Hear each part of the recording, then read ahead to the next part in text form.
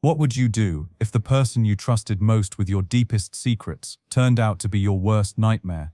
Think about that one person in your community, maybe a teacher, pastor, or counselor, someone everyone looks up to, someone you would trust with your life.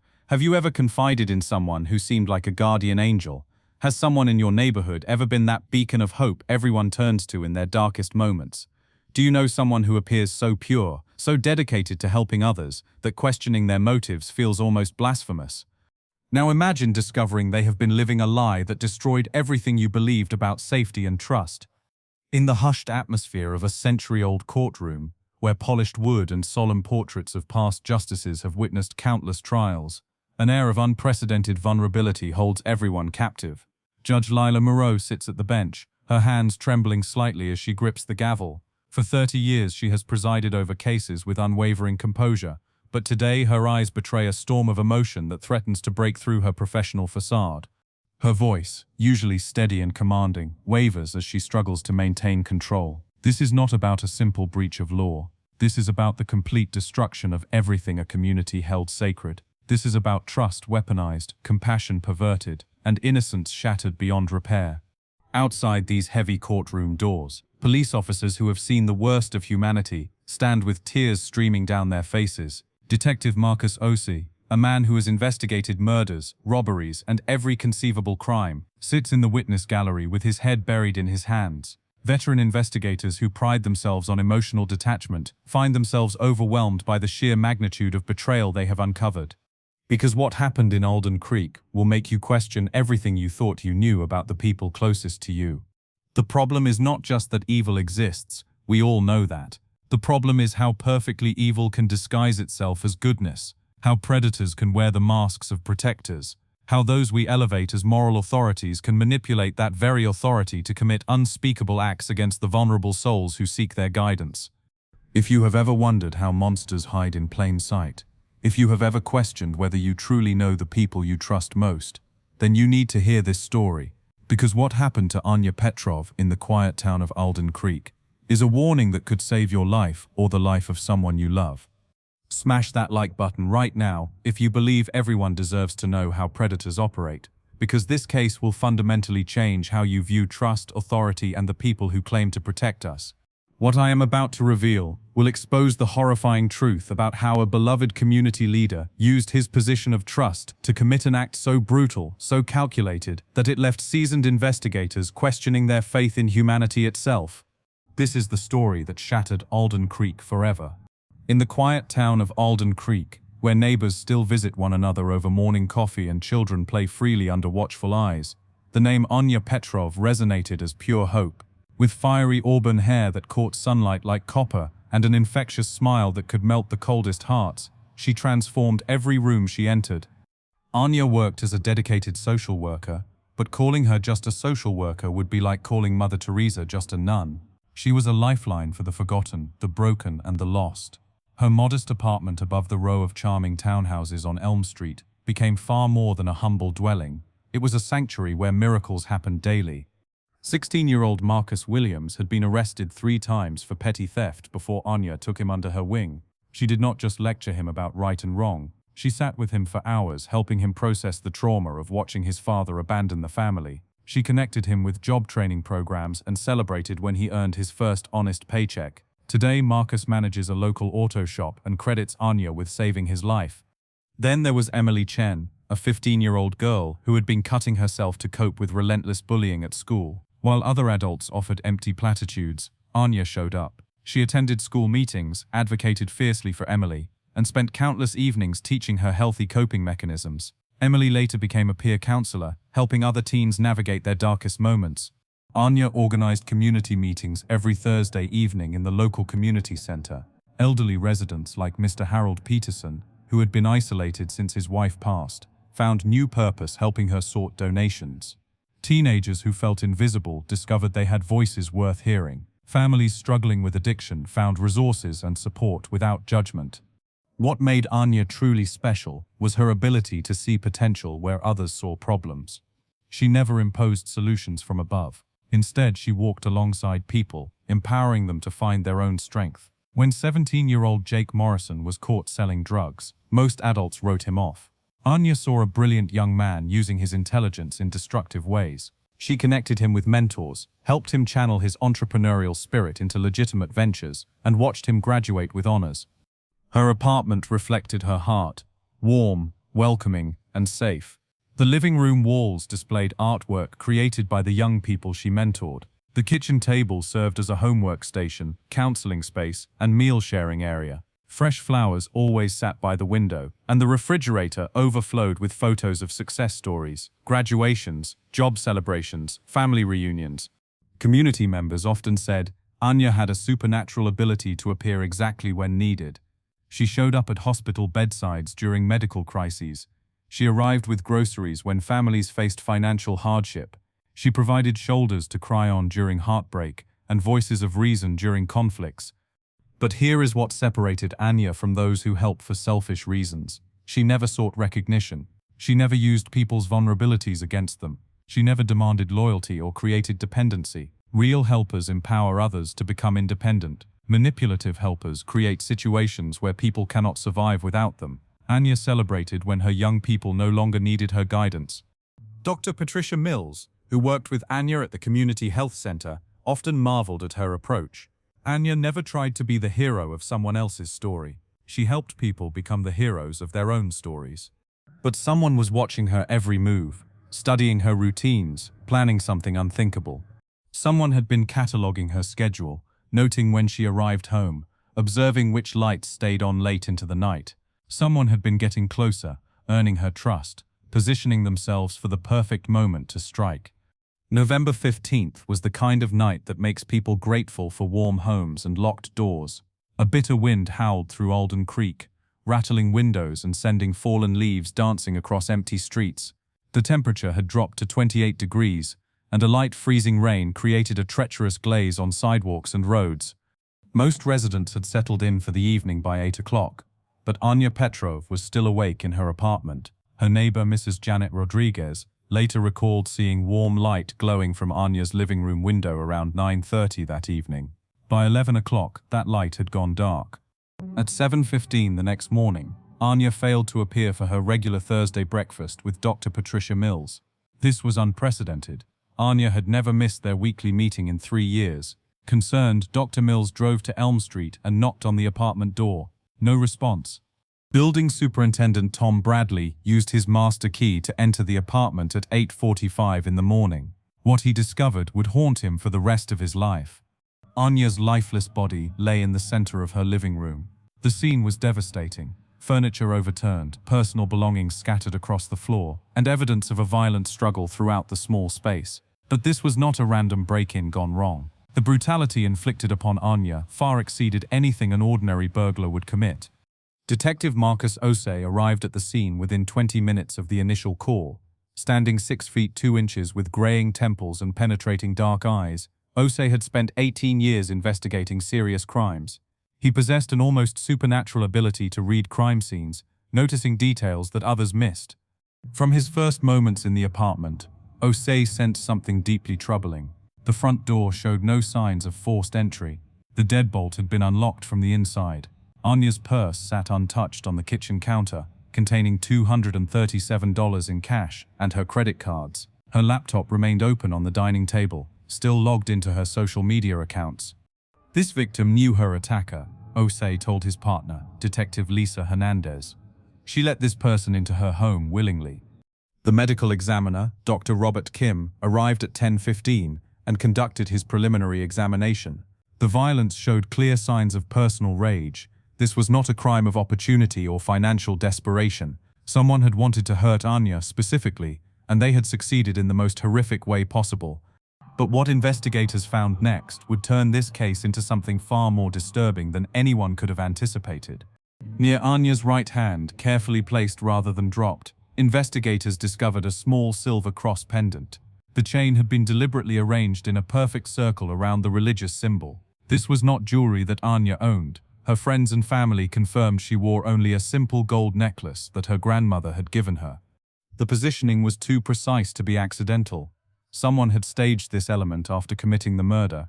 Detective Osei photographed the scene from every angle, documenting each piece of evidence with meticulous care. The forensics team collected DNA samples, fingerprints, and fiber evidence. They noted defensive wounds on Anya's arms, indicating she had fought desperately for her life. News of the murder spread through Alden Creek like wildfire. By noon, shocked residents gathered in small groups on street corners, struggling to comprehend how such violence could invade their peaceful community.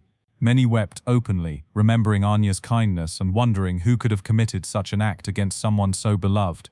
The community center where Anya held her Thursday meetings became an impromptu memorial site. Flowers, candles, and handwritten notes covered the front steps. Teenagers she had mentored stood in stunned silence, trying to process the loss of their advocate and friend. If this story is affecting you the way it affected everyone in Alden Creek, if you have someone in your life who shows the same genuine care that Anya did, make sure you subscribe and share this video, because what Detective Osei was about to uncover would expose a truth so shocking that it would forever change how this community viewed trust and safety. The investigation was just beginning, but the evidence already suggested something far more complex and disturbing than a random act of violence. Victor Halvorsen had been the youth pastor at Grace Community Church for 12 years, and during that time he had built a reputation as Alden Creek's moral compass. Standing tall at 6 feet 4 inches with gentle blue eyes and a warm, reassuring voice, Victor commanded respect wherever he went. Parents entrusted their most troubled teenagers to his guidance. Community leaders sought his counsel during difficult decisions. Local businesses donated generously to his outreach programs. Every Wednesday evening, Victor hosted youth group meetings that drew over 40 teenagers from across the county. He had a gift for connecting with struggling adolescents, speaking their language while guiding them toward better choices. His sermons were passionate yet humble, focusing on redemption, forgiveness, and second chances. Victor collaborated extensively with Anya on community outreach projects. They co-founded the New Beginnings program, which provided job training and mentorship for at-risk youth. Together they organized annual charity drives that raised thousands of dollars for local families in need. Their partnership appeared to be a perfect example of faith and social work joining forces for good. But Detective Osei's investigation began revealing cracks in Victor's carefully constructed image. The silver cross pendant found at the crime scene matched a description from the Grace Community Church inventory. When questioned, Church Secretary Margaret Thompson confirmed that several identical crosses had gone missing from the supply closet over the past 6 months. Only staff members and regular volunteers had access to that area. Detective Osei requested Victor's schedule for November 15th. Victor claimed he had been home alone that evening, studying sermon notes for the upcoming Sunday service. However, cell phone tower data showed his phone had been active in Anya's neighborhood between 9 and 11 o'clock that night. Here is where the investigation took a disturbing turn that nobody anticipated. When detectives searched Victor's church office, they discovered detailed files on dozens of young people he had counseled. These were not standard case notes. Victor had compiled extensive personal information about their fears, traumas, family problems, and emotional vulnerabilities. He documented which teenagers came from broken homes, who struggled with self-esteem issues, and which ones were most likely to seek approval from authority figures. Detective Lisa Hernandez, who specialized in predatory behavior cases, recognized the pattern immediately. "This is how manipulators operate," she explained to Detective Osei. "They identify vulnerable targets, study their weaknesses, and then exploit those vulnerabilities for control." The forensic team made another shocking discovery in Victor's home computer. Hidden in encrypted files were hundreds of photographs of community members, including Anya. These were not casual snapshots from church events. Victor had been conducting surveillance, photographing people outside their homes, at work, and during private moments. But what investigators found in his personal journal would reveal the true extent of his deception. Victor had been documenting his ability to manipulate people's emotions. He wrote detailed entries about pushing emotional buttons and creating dependency relationships. One entry from 3 months before Anya's murder read, "Subject continues to trust despite inconsistencies in my story. Emotional manipulation techniques proving effective." The community reacted with complete disbelief when rumors about Victor began circulating. Church members held emergency meetings, with many refusing to accept that their beloved pastor could be involved in such horror. Parents who had entrusted their children to Victor's guidance struggled with overwhelming guilt and confusion. Mr. David Patterson, whose son had been mentored by Victor for 2 years, said, "This makes no sense. Victor saved my boy from drugs and gang involvement. He spent countless hours helping our family heal from our divorce. How could someone who did so much good be capable of such evil? This reaction illustrates a crucial life lesson about predatory behavior. Manipulators do not announce their intentions. They earn trust through genuine acts of kindness, then exploit that trust when victims are most vulnerable. They specifically target people who are isolated, struggling, or seeking guidance. They create situations where victims become emotionally dependent on their approval and support. Warning signs include someone who seems too good to be true, individuals who quickly gain unusual influence over vulnerable people, those who isolate their targets from other support systems, and people who collect excessive personal information about others. Detective Osei found himself struggling with personal conflict as the evidence mounted against Victor. 3 years earlier, Victor had provided counseling support when Osei's teenage daughter was arrested for underage drinking. Victor's guidance had helped their family navigate that crisis and strengthen their relationships. This is why these predators are so dangerous. Osei confided to his partner. They do not just hurt their direct victims, they weaponize every good deed, every moment of genuine help, making us question our ability to judge character. Advanced forensic analysis revealed Victor's DNA under Anya's fingernails. Security cameras from a nearby business captured his vehicle in the area during the estimated time of the murder. Yet the most damning evidence was still to come, hidden in Victor's own words, waiting to expose the calculated nature of his crimes. Despite overwhelming evidence pointing toward Victor Halverson, the legal system ground to a frustrating halt. The district attorney's office determined that while the evidence was compelling, it remained largely circumstantial.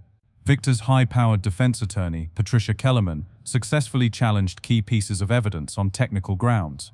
The DNA sample under Anya's fingernails was deemed insufficient for conclusive identification due to degradation and contamination concerns.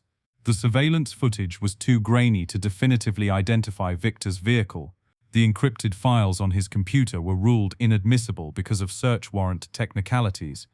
Week after week, month after month, legal proceedings dragged on with motions, appeals, and procedural delays. Victor remained free on bond, continuing his pastoral duties while the case languished in bureaucratic limbo. The community watched in growing frustration as their beloved Anya's killer seemed to escape justice through legal maneuvering. Anya's mother, Elena Petrov, aged dramatically during those 10 years. Once vibrant and hopeful, she became a shadow of her former self, attending every court hearing with desperate eyes searching for resolution. Elena worked multiple jobs to pay for private investigators and legal consultants, determined to find the evidence that would finally convict her daughter's killer. "Every morning I wake up, hoping today will be the day we get answers," Elena said during a newspaper interview on the 5th anniversary of Anya's death. "Every night I go to bed knowing that Monster is still walking free, still preying on innocent people."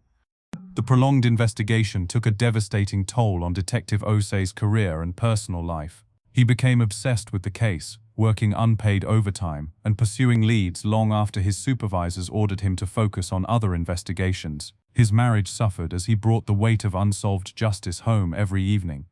Osei's dedication to finding truth, however, never wavered. He maintained detailed case files, constantly reviewing evidence and seeking new forensic techniques that might provide the breakthrough needed for conviction. His persistence would ultimately prove crucial, but the emotional cost was enormous. The decade-long delay created lasting trauma throughout Alden Creek. Families questioned whether they could trust anyone in positions of authority. Parents became hyper-vigilant about their children's activities. The community center where Anya had hosted her Thursday meetings remained largely empty as people struggled to rebuild the social connections that had once defined their town. Support groups formed for families affected by the case, but attendance dwindled as hope faded. Many residents moved away, unable to cope with the constant reminder of unresolved injustice. Local businesses struggled as the town's reputation for safety and community spirit deteriorated. But what happened next would change everything in ways nobody could have anticipated. On a stormy evening in March, 10 years after Anya's murder, Detective Osei received a call from the State Crime Laboratory. Advances in DNA analysis technology had made it possible to re-examine evidence that had previously been considered inconclusive. Dr. Maria Santos, the lead forensic analyst, explained that new extraction techniques could isolate genetic material from severely degraded samples. The DNA recovered from beneath Anya's fingernails, once deemed insufficient for identification, could now be processed using advanced amplification methods. The testing process took 3 months. during which Detective Osei barely slept. He had invested 10 years of his life in this case, watching evidence disappear into legal technicalities while a killer remained free. This represented his final opportunity to deliver justice for Anya and her family. When the results arrived, they were unequivocal. The genetic profile matched Victor Halvorsen with a probability of 1 in 8 billion. There was no longer any doubt about his guilt. This breakthrough illustrates a crucial life lesson about persistence and justice. Legal systems are imperfect, and sometimes guilty people escape immediate consequences due to technicalities or insufficient evidence. However, truth has a way of emerging over time, especially when dedicated individuals refuse to abandon their pursuit of justice. The key is maintaining hope while working systematically toward resolution. Detective Osei could have given up after the initial case stalled, but his unwavering commitment to finding truth ultimately prevailed. Elena Petrov's decade of suffering was finally approaching an end, though the scars would remain forever. The courtroom on March 23rd buzzed with anticipation as the most significant trial in Alden Creek's history began. Judge Lala Moreau presided over proceedings that would finally determine Victor Halvorsen's fate after 10 years of legal delays. The gallery overflowed with community members, police officers, and media representatives who had traveled from across the state to witness this long-awaited moment. Victor appeared dramatically different from the confident pastor who had once commanded respect throughout the community. His once impressive frame had withered, leaving him gaunt and hollow-eyed. His hands trembled constantly, and deep lines etched his face like canyons carved by years of hidden guilt. The perfectly groomed appearance he had maintained during his pastoral career had been replaced by unkempt hair and ill-fitting clothes that hung loosely on his diminished body. Elena Petrov sat in the front row, clutching a framed photograph of her daughter Anya. 10 years of grief had transformed her into a fierce advocate for justice, but her eyes still held the profound sadness of a mother who would never see her child again. Surrounding her were community members whose lives Anya had touched, creating a silent wall of support and witness. Detective Osei occupied the witness section, his weathered face reflecting the emotional toll of pursuing this case for a decade. Beside him sat other investigators who had worked tirelessly to build the evidence that would finally hold Victor accountable for his crimes. District Attorney Michael Chen presented the case methodically, walking the jury through 10 years of accumulated evidence. The DNA match was irrefutable. The surveillance footage, when enhanced using modern technology, clearly showed Victor's vehicle in Anya's neighborhood on the night of the murder. The encrypted files recovered from his computer revealed a pattern of stalking behavior that extended far beyond Anya to include dozens of other community members. Victor's defense attorney attempted to portray him as a dedicated servant of the community who had been wrongly accused, but the evidence was overwhelming. As each piece of proof mounted against him, Victor's composure cracked further.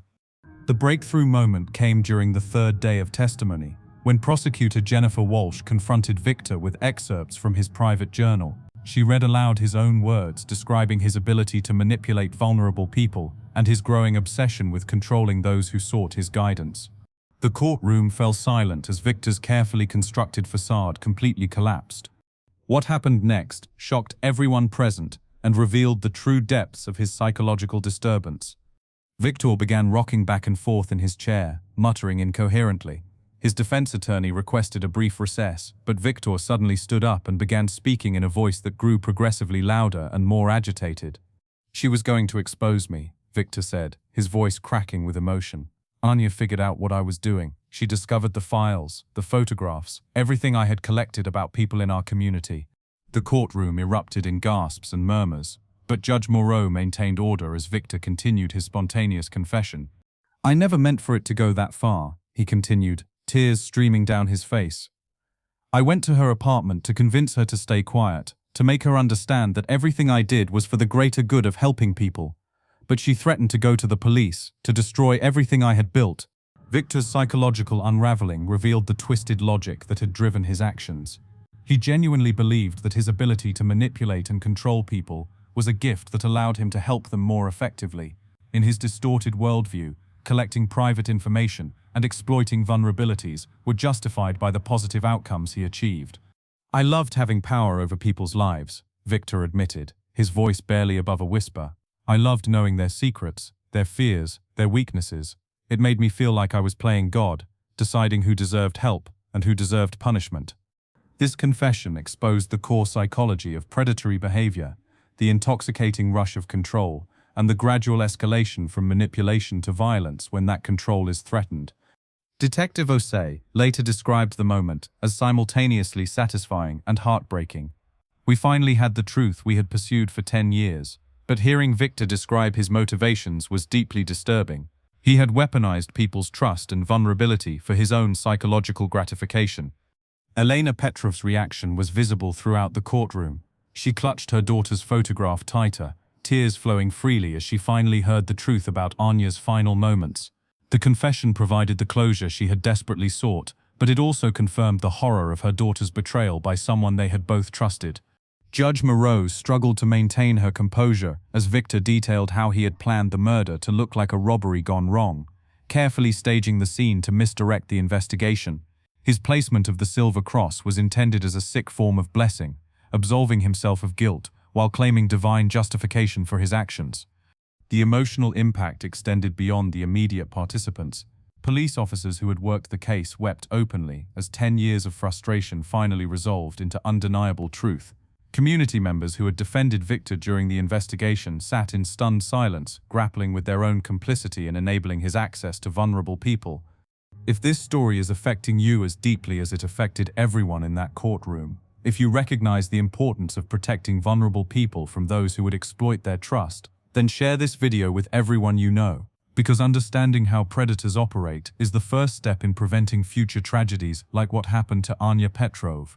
Elena Petrov approached the witness stand with quiet dignity, carrying the weight of 10 years of grief and the strength of finally knowing the truth. Her victim impact statement was simple, yet devastatingly powerful.